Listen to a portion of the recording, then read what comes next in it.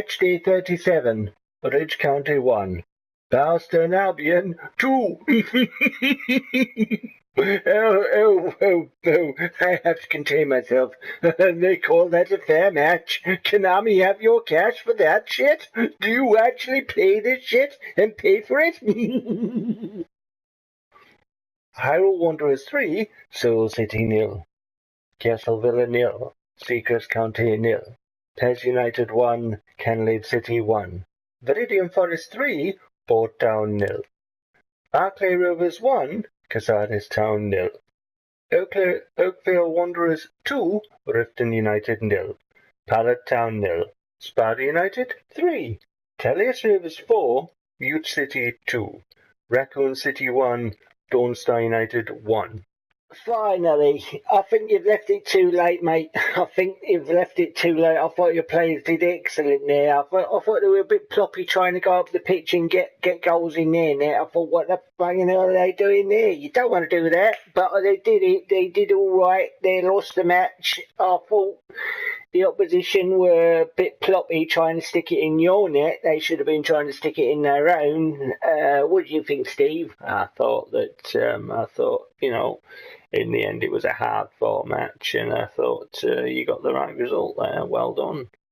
Guys, we lost. Yeah, that was brilliant. Yeah, too little, too late. Damage done now, eh, Steve? Well, he won't get the relegation like that, you know. Me and Dennis were experts at it. I want your job. Give me your job. Get off my leg. Right. Yeah. So Bowerstone Albion, who hadn't scored a goal away from home in their last 5 games, they kicked through my player, got the ball and stuck it in the net. They kicked through my player to stop me having a goal scoring opportunity. It was a 65th minute type match. And they apparently won that. There was so much fouling in that match by their players, but they got away with it because the game program lets them. Because the game program operates to a completely different set of rules to the one that the player does.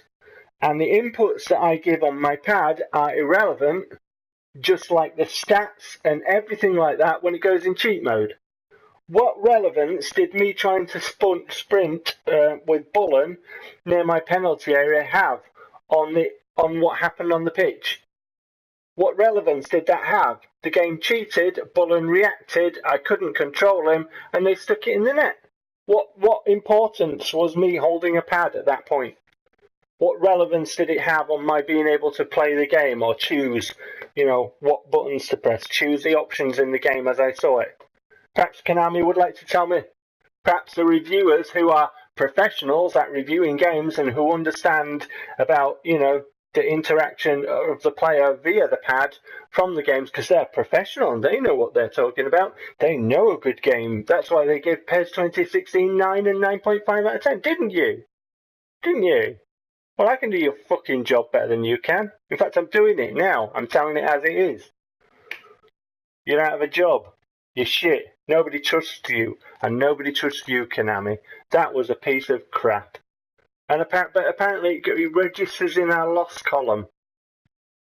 So if you go through the season, all of the matches that we've drawn and all of the matches that we've lost, I noticed there's a dislike on one of my vids. I think they got a draw.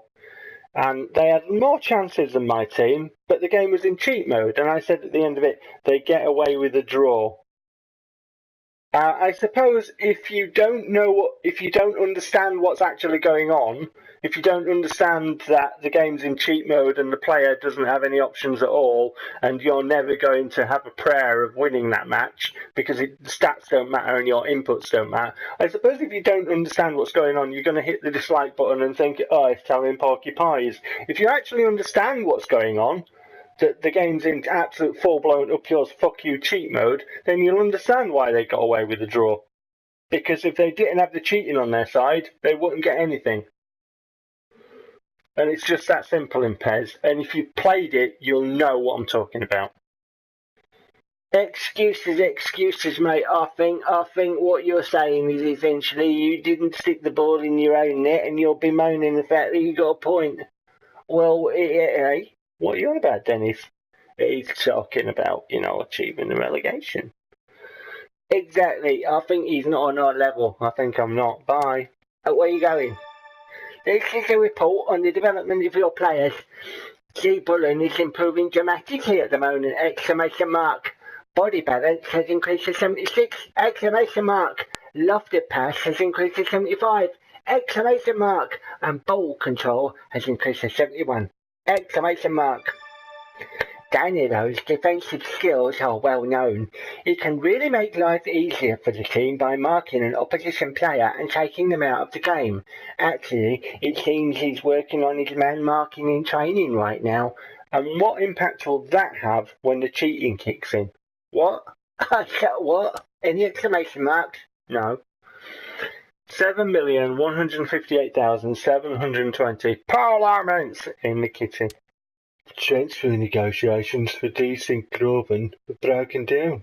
The scouting report has been updated. Be sure to take a look. Can you go and scout St. Graven, please? He's a player that I really want and I would really like to sign, even though it will mean fuck all when the cheating kicks in. What? You want me to do what? I want you to go and scout St. Graven, please.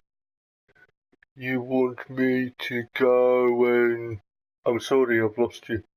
Apparently. Defensive midfielder can only play defensive midfield well, and he's 25 years old, and he's not going to be as good as Danilo Renteria, ever. He's older, and it's just not defensively not as good. Bye. Another one who can only play one position well, a goalkeeper I've just got no interest in. Nat Thief. The Thief. So St. Graven broke down again. I really want St. Graven. We have deals in place for all these. So it's up to me to decide what I want to do with the squad.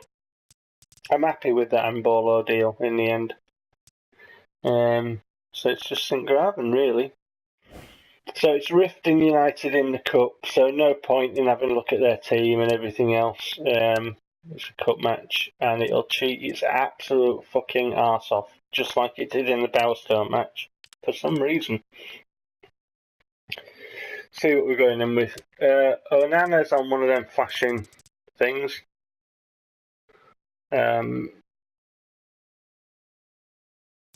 Flashing arrows. So he'll play. Gregiolini's pushing for a start. Filtz will play. Severo's on the purple. Stankovic, who I gave a run out to in the last game, he doesn't seem to have played much. He's on the blue, so he'll miss out there. Mackenzie, I think, will play. So yeah, I gave Sanson a rest. He wasn't even on the bench. He was on the blue for the Bowerstone Albion cheat fest. Yeah, obviously I'll have a decent squad to pick from once again. But when the cheating kicks in, it will mean fuck all, won't it? And I just want to make this point. With the Bowerstone Albion match, obviously, you can see it. You can see the cheat goals, and you can see the cheating to stop my player scoring and all the fouling. I'll put that in. There are people doing YouTube playthroughs of PES who make it really exciting and who generate cash, their own income from that. I think as PES players, it would be more beneficial if we all pulled in the same direction. I don't buy into this. You have to go through the proper channels about, the game being broken and like you can spam through balls. There's a much bigger picture here. The much bigger picture. And the much bigger picture is that this is a crime. If you're selling a product and you people are saying it's brilliant and it's broken, it's crime.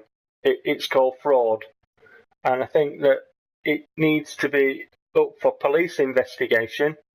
It's that serious. People are being conned. They are being ripped off. I think review sites need to be up for police investigation. I think game publishers need to be up for police investigation. If they've got nothing to hide, that will show up, won't it? It's that simple. And we need to stop going, oh, it's only a game. It's a game that's sold, it's a product that's sold year in and year out. And there appears to be, there smells, it looks, it feels that way, there appears to be a direct collusion between publishers and game reviewers. And the losers are us. Because we're being told that this product is brilliant when in fact it's broken. And that should not be allowed to happen. Legally, it should not. The whole thing should be open to police investigation. So if you're doing a playthrough on YouTube and you're making your own money from it, what are you doing for the community of PES players? Are you, in fact, by virtue of people watch your channel and they see it's exciting and they go and buy it because they see it's exciting, are you not promoting that? Are you not partaking in what is essentially crime? Right? So some questions, some relevant questions that need answering. Maniac over and out. I shall see you for the Cheat Fest. That will be the PEU Cup final, and I will show everything.